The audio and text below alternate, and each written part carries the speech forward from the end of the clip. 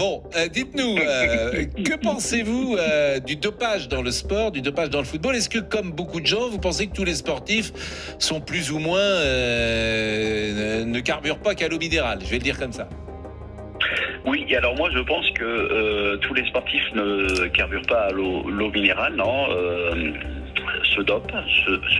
Alors à petite ou moyenne échelle, hein, mais je pense que le dopage a une page d'avance sur nos détections qu'on peut avoir, en fait. Donc vous pensez que les contrôles qui existent ne contrôlent pas le dopage? Eclectic Productions.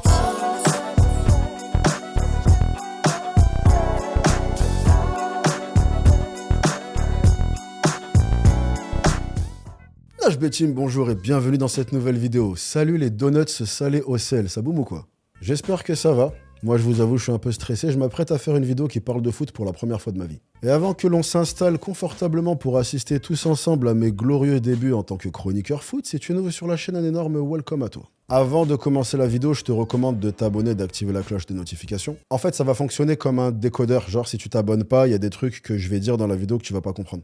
Et bien entendu, à la fin de la vidéo, si tu aimes ce que tu as vu, n'hésite pas à délicatement caresser le bouton like et à me faire un petit coucou en commentaire. Ok la team, on se retrouve aujourd'hui pour parler d'une anecdote que tu as sûrement entendu passer ces derniers jours. En effet, j'ai l'impression qu'on peut pas faire 5 mètres sans entendre parler de cette histoire. Je veux bien entendu parler du footballeur Paul Pogba qui a été contrôlé positif au dopage, plus précisément à la testostérone. Et c'est vrai que j'ai généralement pour habitude de présenter les personnes dont il est question dans mes vidéos, mais là pour le coup on parle vraiment d'une superstar que tout le monde connaît de près ou de loin. Mais si jamais il y en a un ou deux au fond de la classe qui ne sauraient pas qui est Paul Pogba, c'est un footballeur professionnel qui évolue au sein de la Juventus de Turin. Et également en équipe de France. Il a d'ailleurs remporté la Coupe du Monde en 2018.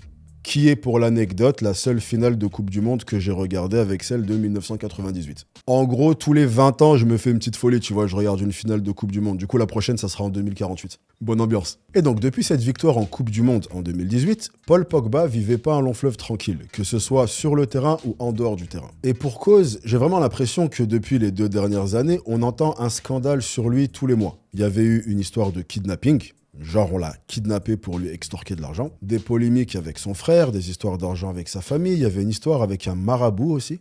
Et sur le terrain, c'était pas beaucoup mieux. En effet, depuis les 2 dernières années, Paul Pogba enchaîne les blessures, passe plus de temps sur le banc de touche que sur le terrain. Bref, à en croire pas mal de gens, Paul Pogba est ce qu'on pourrait qualifier de finito.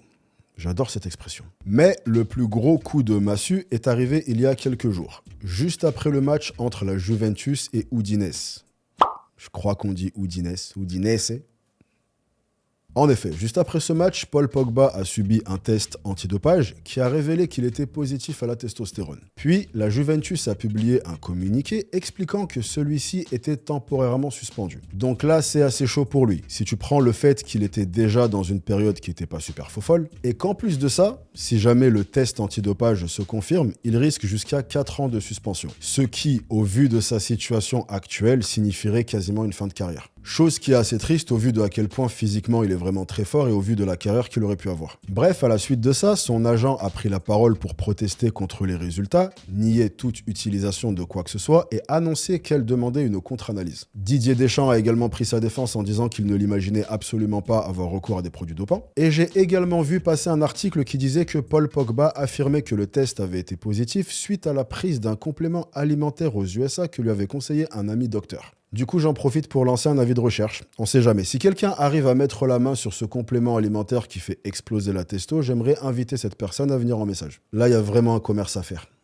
Bref, comme tu peux le voir, une situation assez bordélique. Et surtout, une situation dont il est difficile de démêler le vrai du faux. Ce que j'entends par là, c'est qu'il y a un type de contenu que tu vois assez souvent sur YouTube dans le domaine de la musculation qui s'appelle les natty or not, qui consiste tout simplement à prendre un athlète et essayer de déterminer si cette personne prend des produits ou pas. Et ce, en se basant sur tout plein de critères. Et j'ai jamais été un grand fan de ce genre de contenu, tout simplement parce que tu peux avoir tous les critères du monde, il est impossible de réellement savoir. Il y a beaucoup trop de facteurs qui rentrent en jeu. Donc c'est pas quelque chose que je vais faire aujourd'hui en essayant de deviner si Paul Pogba a réellement pris de la testostérone ou s'il est juste victime d'une injustice. De toute façon, je pense qu'on le saura bien assez tôt. Par contre, là où j'aimerais m'attarder, c'est les commentaires et les réactions des gens sur Internet. En effet, j'ai passé pas mal de temps sur Twitter, sur X, voilà, faut dire X maintenant, afin de pouvoir essayer de prendre la température. Et je me suis rendu compte qu'il y a énormément de gens qui ont une idée assez fausse en ce qui concerne la présence de produits dopants dans les sports professionnels. En effet, une chose que j'ai beaucoup remarqué, c'est que pas mal de gens étaient surpris qu'il puisse y avoir des footballeurs qui aient recours à quoi que ce soit. En gros, ces gens-là étaient choqués que le dopage puisse exister au sein du foot. Et en fait, pour expliquer ça, il y a deux raisons principales. La première, c'est que d'après la plupart des gens, les footballeurs n'ont pas besoin de se doper vu qu'ils ne font qu'un seul match par semaine. Et la deuxième, c'est que les footballeurs n'ont pas forcément une musculature super développée alors que les stéroïdes sont censés faire prendre en muscle. C'est même pour ça qu'on les utilise. Et bah du coup, pour se pencher dessus, en ce qui concerne le premier argument, cet argument-là, il est tellement ancré et répandu que j'ai même entendu des journalistes et des spécialistes du foot avoir cette croyance. L'effort aujourd'hui, en tout cas sur les sports de combat, il est tellement intense et on est sur de la résistance, de l'intensité, de la vitesse. Il n'y a aucune substance qui te permet d'améliorer tes performances. Ça sert à rien le dopage dans le football en plus. Il y a des sports où ça pourrait servir, mais le foot, vous avez un match par semaine.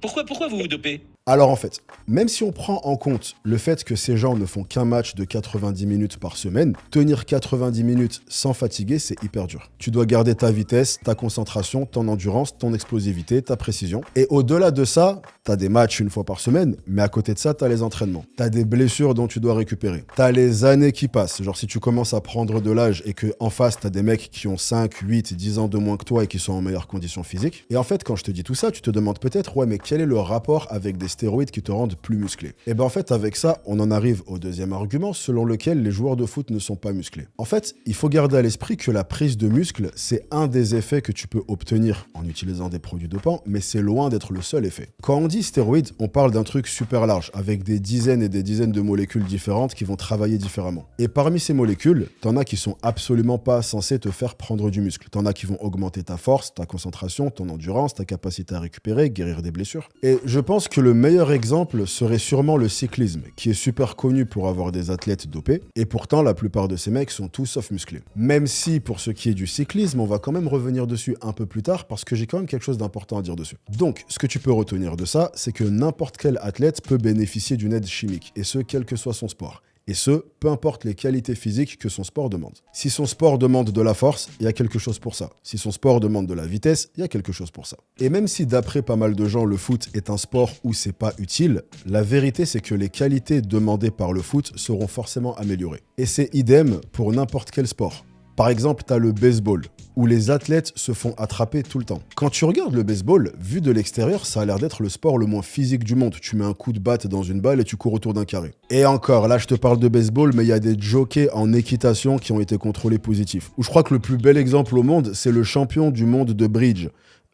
On parle quand même d'un sport où tu t'assois pour jouer aux cartes. Et c'est pareil dans n'importe quel sport, peu importe le sport. Et il s'avère qu'on a souvent tendance à tourner les yeux vis-à-vis de la possible utilisation de produits dans ces sports-là, tout simplement parce que ces mecs-là ne sont pas musclés. Mais la vérité, c'est que l'utilisation de produits dopants peut exister dans n'importe quel sport, c'est juste que ça se voit pas tout le temps. Quand je dis ça se voit pas, c'est par exemple, si on prend le sport le plus extrême à ce niveau-là, c'est-à-dire le bodybuilding, la présence de dopage en bodybuilding, elle est même pas remise en question, tout simplement parce que le bodybuilding est l'un des seuls sports où le dopage se voit à l'œil nu. C'est là, c'est devant toi, tu peux pas le rater. Un mec qui fait 140 kilos avec des abdos découpés au laser, au bout d'un moment, faut réfléchir. Alors qu'un mec de 70 kilos avec des bras tout fins, c'est beaucoup plus difficile à associer au dopage. Alors qu'en réalité, il s'agit simplement d'une utilisation différente pour des résultats différents. Et en fait, la situation avec le dopage, c'est une question super délicate pour une raison particulière. Cette raison, c'est que d'une part, on peut tous s'accorder à dire que se doper dans un sport compétitif, c'est de la triche et que ça doit être sanctionné. Mais d'autre part,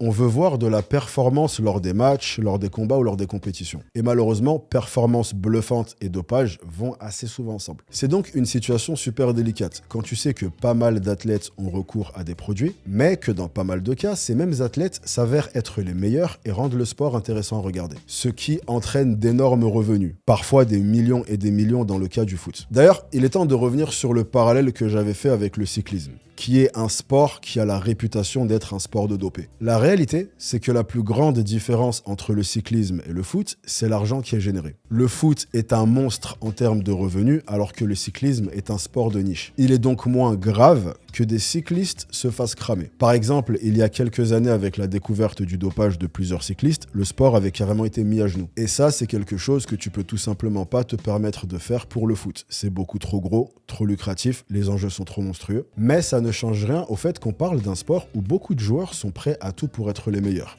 y compris avoir recours à des choses qu'ils ne sont pas censés utiliser. Et des scandales comme ça, t'en as plein. Il y avait un docteur espagnol appelé Eufemiano Fuentes qui était impliqué dans une histoire de dopage et qui a expliqué qu'il avait eu affaire au club du Real Madrid entre 2007 et 2009. Et il y a également énormément de spécialistes qui avouent eux-mêmes que les tests antidopage ne sont jamais vraiment à jour, parce qu'on trouve à chaque fois de nouvelles façons de les contourner. Et dès que les tests se mettent à jour pour contrer cette façon de les contourner, il y a encore une nouvelle façon de les contourner qui voit le jour. Ce qui rend le truc hyper difficile à détecter et qui fait que la grande majorité des personnes qui ont recours à des produits passent entre les mailles du filet, parfois pendant toute leur carrière. Maintenant, quelle est la solution? Eh ben écoute, honnêtement, c'est hyper difficile à dire. Comme je te l'ai dit, c'est un juste milieu bizarre. Parce que c'est illégal et injuste pour les athlètes qui ne font pas pareil, mais en parallèle de ça, c'est répandu et ça contribue à faire en sorte que les gens aient des performances impressionnantes à voir en regardant les matchs. Donc je sais pas exactement où cette situation peut aller. Je pense honnêtement que le dopage fera toujours partie des sports professionnels. Encore une fois, parce que les enjeux sont bien trop gros. Mais au-delà de ça, encore une fois, c'est pas à moi de trouver une solution. Le but de cette vidéo, c'était surtout de réagir à tous les commentaires que j'ai vus qui étaient limite choqués de voir qu'un footballeur puisse avoir recours à des produits. Le dopage dans les sports professionnels est présent dans n'importe quel sport. Même les sports où tu ne pourrais jamais te dire que les athlètes utilisent quoi que ce soit. Il y a juste des enjeux qui sont trop énormes et une concurrence qui est beaucoup trop importante. Après, pour revenir à Paul Pogba, ça reste un joueur que je trouve cool, donc j'espère que dans son cas personnel, c'est pas le cas et qu'il va réussir à prouver qu'il avait rien pris. Comme ça, il pourra retourner faire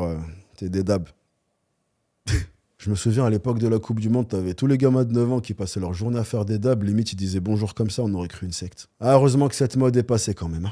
Allez, cette vidéo est terminée. J'espère qu'elle vous a plu et qu'elle vous a permis d'en savoir un peu plus sur un aspect du sport qu'on met mine de rien très peu en avant pour des raisons compréhensibles. Quoi qu'il en soit, merci à vous d'être resté avec moi pendant toute la vidéo. Si vous êtes encore là, commentez marabout. Je vais jamais réussir à m'en remettre de ça. La team, rejoignez-moi sur Instagram pour faire plus ample connaissance et sur Twitter pour me proposer ma prochaine intro et moi je vous chope sur la prochaine. En attendant, prenez soin de vous. Ne lâchez rien, bien entendu, soyez sexy. Peace! Man, hey! Najmi team, soyez sexy, yeah, yeah, man, yeah, man.